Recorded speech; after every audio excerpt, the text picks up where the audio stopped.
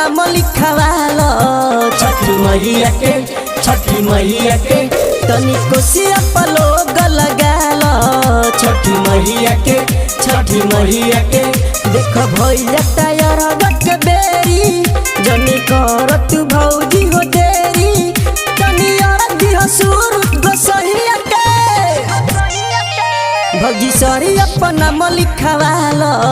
छठी मैया के तनी कोसिया पलोग लगालो छठी मैया के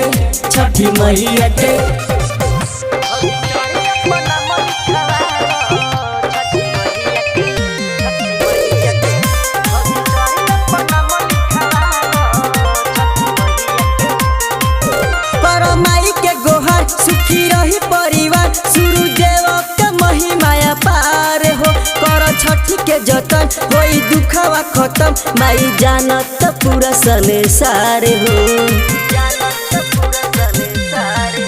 कर माई के गोहार सुखी रही परिवार सूर्यदेव के महिमाया पार हो कर छठी के जतन होई दुखवा खत्म माई जानत पूरा संसार हो छठी माई के मिल जाई प्यार भौजी भरे जाई अचरा तोहार विश्वास कर सूरज गोसैया के भौजी सरी अपना लिखवालो छठी मैया के तनी कोसिया पलोग लगालो छठी मैया के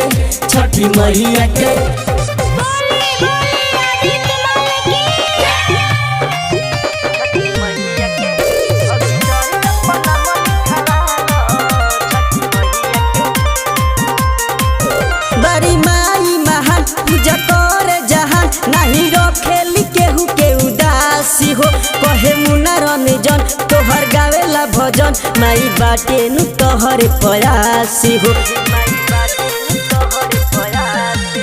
बड़ी माई महान पूजा करे जहान नहीं रखेली केहू के उदासी हो कहे मुना रंजन तोहर गावेला भजन माई बाटे नु तोहर प्रयासी हो भौजी छोड़ तनी चुरु छोरी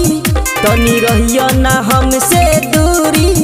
नदी पार कद भगती के नैया के